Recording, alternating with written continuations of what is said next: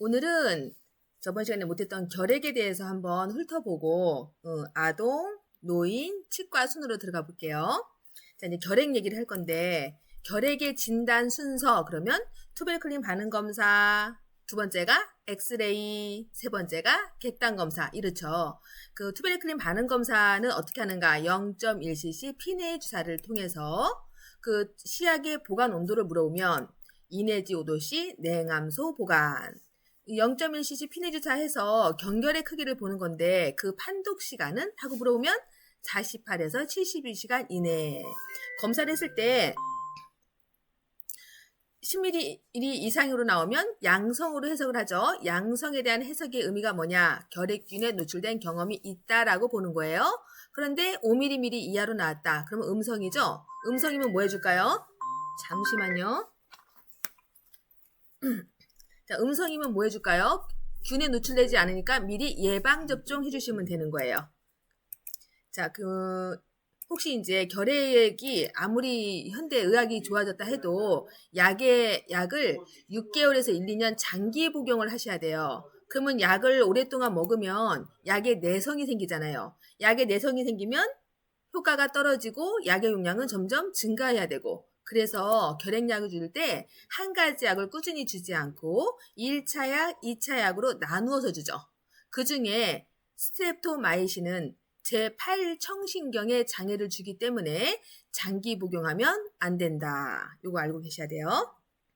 우리 이제 결핵은 비말 감염이잖아요. 기침 재채기를 통한 비말 감염 또는 공기를 통해서 간다 해서 공기 전파 감염 이렇게 얘기를 하죠. 그래서 결핵 환자의 객담은 태워버리는 소각 처리. 또 결핵 환자가 썼던 가구, 침구, 서적, 의류 이런 것들은 일광 소독을 하죠.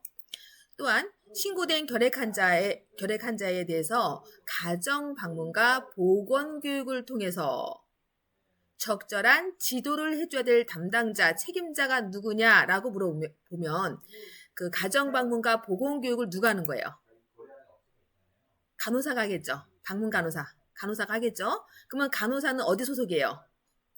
보건소 소속이겠죠. 그러니까 보건소의 책임자가 보건소장이니까 결핵 환자의 가정 방문 또는 보건 교육을 물어보면 책임자는 보건소장이 되는 거예요. 그런데 결핵 환자의 동거자가 결핵을 전염시킬 염려가 있다. 그래서 이 환자를 일정 기간 동안 결핵병원에 입원을 시킬 자가 누구냐?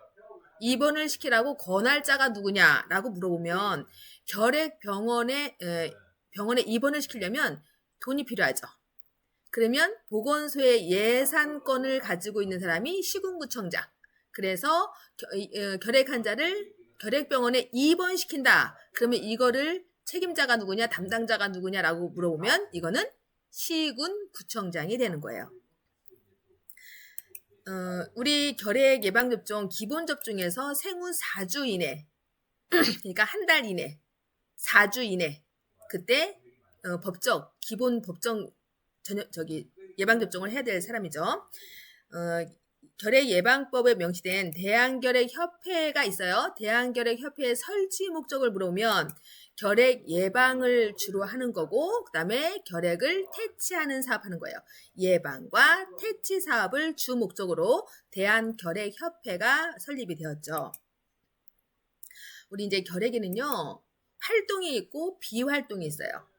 비활동은 균은 내 몸 안에 있는데 활동하지 않는 거예요. 몸 안에 있어요. 그렇지만 겉으로 활동을 할 증상은 없는 거예요.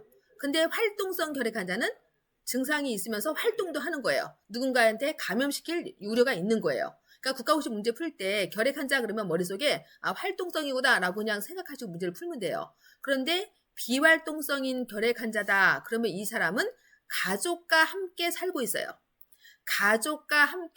결핵 환자가 가족과 함께 살고 있다. 이 사람은 비활동성 결핵이구나 라고 생각하시면 돼요.